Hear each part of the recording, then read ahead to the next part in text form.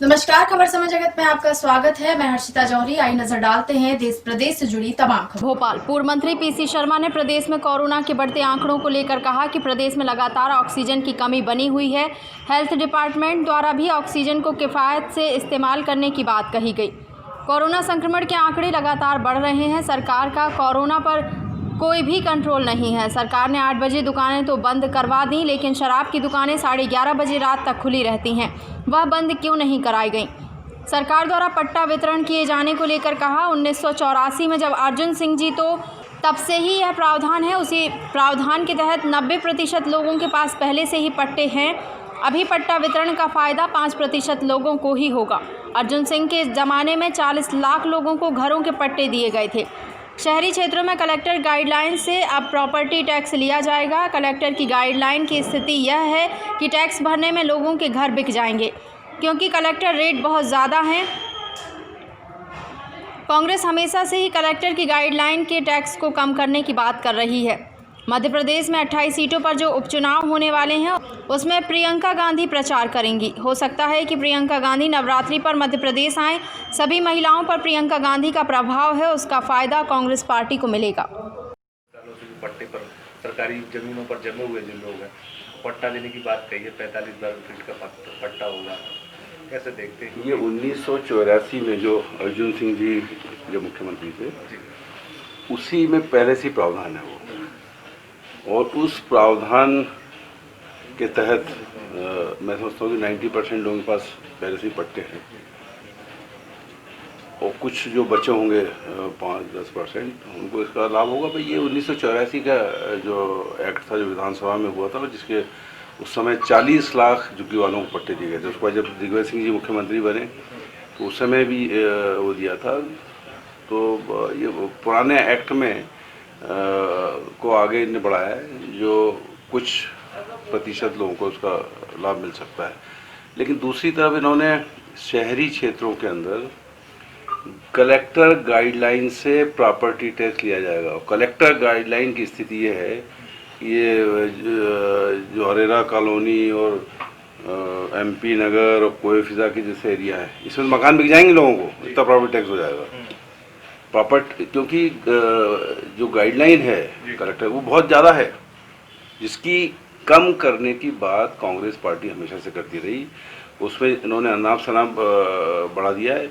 ये मान के चलिए कि जो मध्यम वर्गीय लोग हैं, जो बड़ी मुश्किल से अपना मकान मार ठोक के बनाते हैं, लोन लेके बनाते हैं, इनकी प्रॉपर्टियां बिक जाएगी इस एक्ट से, जो कलेक्टर गाइडलाइंस किया है इन्होंने।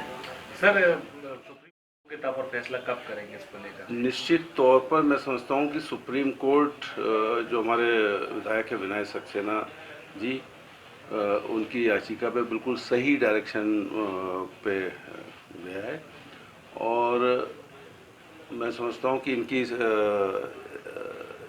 ये चुनाव लड़ने से इनको सुप्रीम कोर्ट रोक देगा। और मैं समझता हूँ भारतीय जनता पार्टी भी यही चाहती है, ये इनका टंट मिटे, तो वो भी इसमें मदद करेगी कि ये 25 लोग डिस्क्वालीफाई हो जाएं, जिससे ये अपने लोगों को करें। और एक याचिका जो मेरे को जानकारी मिली और लग रही है कि इन 25 जगहों पर अगर यही चुनाव लड़ते हैं जिनने इस्तीफा दिया है, जिन्होंने, जिसकी वजह से कोरोना फैला पूरे मध्य प्रदेश के अंदर, क्योंकि अगर सरकार उस समय नहीं गिरती, क्योंकि 20 तारीख को जब कमलनाथ जी मुख्यमंत्री थे तब एक भी संक्रमण नहीं था। उसके बाद 26 जनवरी को पहला आया, और पूरा मध्य प्रदेश, जिसमें 2000 से ज़्यादा लोगों की जान चली गई, 1 लाख संक्रमित हो गए, और जिसका रेट आज की तारीख में 3.25% और बढ़ गया है। लगातार बढ़ता जा रहा है संक्रमण भी और डेथ है। तो ये सब जिम्मेदार हैं ये लोग 25। तो एक याचिका लग रही कि अगर ये चुनाव लड़ते हैं तो पैसा इनसे वसूला जाए, क्योंकि जनता का पैसा लगना है इसमें। ये जो खर्च आएगा चुनाव में जनता का लगना है, तो याचिका और मूवमेंट में है कि पैसा इनसे वसूला जाए, जो भी खर्च आए पर कैंडिडेट, ये 25 लोगों से। ये संबल योजना में जो कर रहे हैं, ये सब ऊँट के मुंह में जीरे जैसा है, इससे कुछ नहीं होना है। आज पूरा व्यवसाय ठप हो गया है। पहले छोटे छोटे लोग ठप हुए, अब बड़े जो थोड़े ऊपर वाले हैं ये ठप होने जा रहे हैं। व्यवसाय चल नहीं रहे, काम धंधे बंद हैं, लोगों की नौकरियां चली गई, किसान परेशान है, और जो किसानों के मामले में सफ़ेद झूठ बोलते थे वो सामने आ गया है। परसों विधानसभा में जो जयवर्धन सिंह जी का सवाल था कि कितने पैसा कितने जिलों में हुआ, तो उसमें ये साफ साफ आया है कि 11,500 करोड़ से ज़्यादा ऋण माफ़ी हुई, 51 जिलों के अंदर हुई, और इसमें 27 लाख किसानों को लाभ हुआ। ये 2 चरण में हुआ और तीसरा चरण शुरू होने वाला था, जिसको इस सरकार गिराने की वजह से जो तीसरे चरण में 2 लाख तक का माफ होता है। डॉक्टर गोविंद सिंह ने कहा कि उनके क्षेत्र में 2 लाख क्यों हैं। होशंगाबाद और हरदा जहाँ के कि कृषि मंत्री आते हैं, मैंने अपने हाथों से लोगों को प्रमाण पत्र दिए, उनके अकाउंट में पैसे आए जो लगभग 2 लाख के ऋण उस समय भी माफ हुए। इसलिए सफ़ेद झूठ पकड़ में आया कि सरकार तो एक तरफ बोल रही है कि 11,500 करोड़ से ज़्यादा के हुए, और सिंधिया जी के क्षेत्र में 17,000 से ज़्यादा किसानों की ऋण माफ़ी हुई है, और मुख्यमंत्री कह रहे हैं 6,000 करोड़। अब भी विधानसभा में जवाब देने के बाद भी सफ़ेद झूठ बोला जा रहा है कि 6,000 करोड़। तो ये सफ़ेद झूठ है। अगर किसानों की अगर किसी ने मदद की है तो कांग्रेस पार्टी ने की है, और अब जो कुछ भी ये कर रहे हैं ऊँट के मुँह में जीरा है। 67,000 क्या होता है जहाँ 6 करोड़ किसान हों, 67,000 लोगों को क्रेडिट कार्ड दे रहे हैं। क्या हो रहा है इससे, क्या होने वाला है? आपने मुआवजा दिया नहीं, ऋण जो बीमा योजना में 1-1, 2-2, 3-3 रुपये दे रहे हो, कुल मिला के धोखा दे रहे हैं मध्य प्रदेश किसानों को, मध्य प्रदेश की जनता को।